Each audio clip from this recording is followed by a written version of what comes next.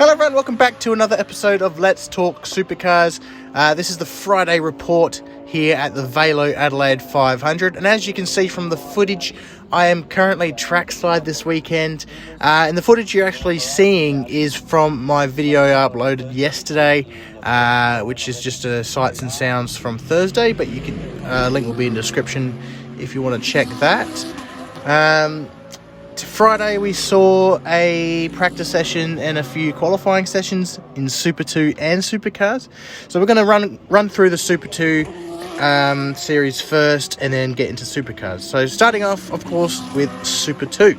So Super 2 and Super 3 had their two qualifying sessions for their two races this weekend. Of course, they've got one race Saturday, one race Sunday.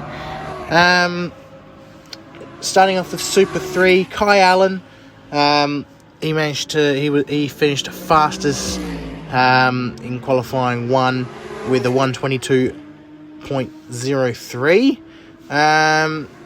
Alongside him was his championship rival Brad Vaughan, who's only 3/10 behind, and then Hansen rounding up the top three for that category.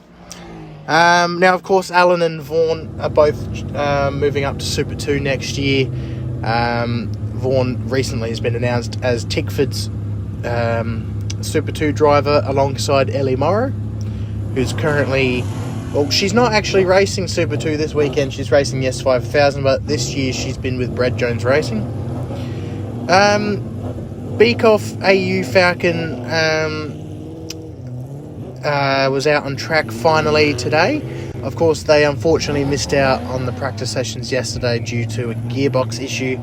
So it's nice to see that car out. It's a bit of history there. It's a beautiful looking car. I'm happy to see him out. And Gomersall had a moment at the final corner. Of course, he's running the Scotty Mac tribute back when he raced in the series back in 2012. Of course, Scotty won the championship in the development series back then,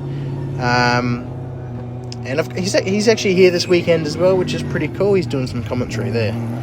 Now we move on to Super 2 for Quali 1. Declan Fraser once again puts it on pole with a mega lap with a 120.3, followed by Matty Payne with only 0.02 behind, and then Zach Best rounding up the top three, only 2/10 behind. It was fairly clean session. The only issue was Harris did find the wall ever so slightly, but he managed to keep going anyway. Didn't look like there was any bad damage. Didn't look like there was much damage, so a bit lucky there.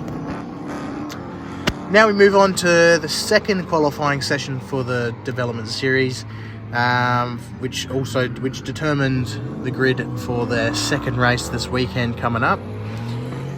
Starting off with Super 3 again, another strong performance by Kai Allen, who scored his 11th pole of the season, which is the most anyone has ever seen in Super 3, I believe, which is an amazing performance. He's just been very dominant lately, even though Brad Vaughan's not too far away from him in terms of championship. Kai Allen's just his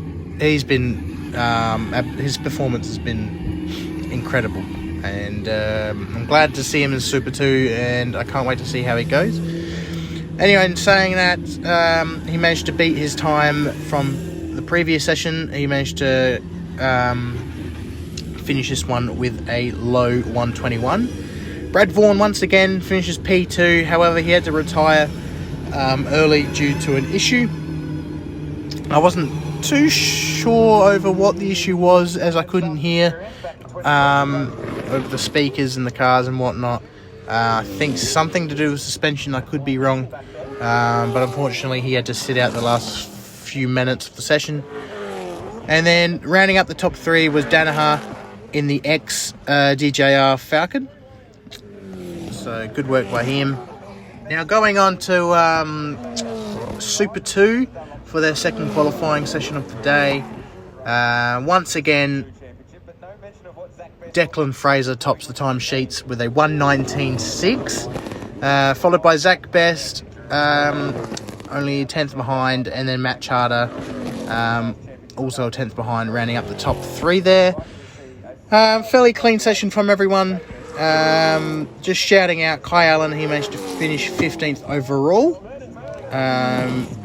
which is pretty good. And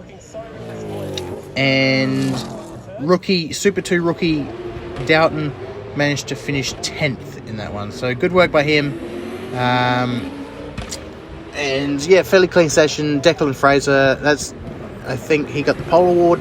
I think he's the one that got the pole award. I'm not too sure for Super 2. But yeah, good work by him. Now we move on to the Supercars. Of course, they had their second practice. Thomas Randall led majority of the session. Of course, he managed to top the timesheets yesterday in practice 1. And he's able to continue that form into practice today. Tickford looked pretty decent. Of course, Randall was leading majority of the session, but Cam Waters was also behind him. Although he did scrape the wall at turn 12 on a good lap, he just ran a little wide. No, he didn't. Sorry, he hit the curb and the inner curb, and unfortunately pushed him into the wall ever so slightly. He managed to keep going, but he was on for a good lap there. It was a really clean session. Not much happened. Of course, the last 5 or 3 minutes was a quali sim. Everyone that went out basically had a green set of hards. But at the very end of the session, Gisbergen managed to snatch P1 from Thomas Randall with a 1:19.19. And then Randall managed to finish the session only 3/10 behind Gizzy. And Cameron Waters rounding up the top 3, only 1/10 behind. So now moving on to the Supercars, their qualifying session. Of course, the top 10 will be determined tomorrow in the top 10 shootout. However, from 11 to 25, the grid is set for the race tomorrow. So Chaz Mostert was fastest in qualifying. He managed to break the lap record with a 1:18.6, which actually most of the session, to be honest, majority of the session, Ford was leading until the very end when Chaz managed to knock them off. Anton Di Pasquale as P2 with a 1/10 behind, and then running up the top 3 is Scotty Pye, which is great to see because Team 18's been pretty decent this weekend so far.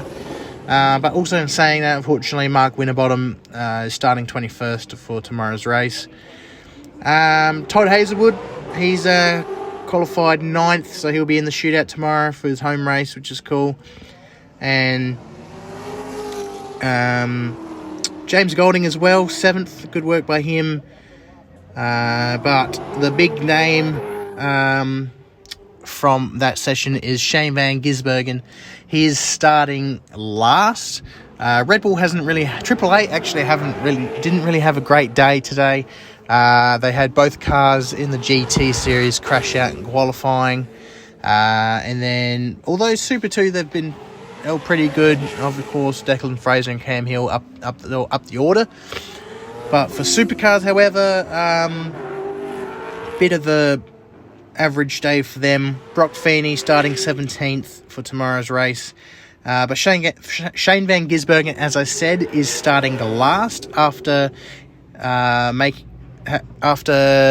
making a mistake at the final corner on a very good lap, which would have seen him up probably provisional pole. However, of course, he binned at the final corner, went off, and ruined his next lap as well. So he's got a long day tomorrow, but we know how he is. I have no doubt that he will do very well and potentially be in the top 5, maybe win. Maybe we will see another Scafie Lowndes last to first performance. Of course, both of them managed to win. Well, they were pointing out on the screens that Scafie, like, throwing it back to when Scafie won after starting 36th or something like that. But yeah, it just basically puts on a cracking race for tomorrow.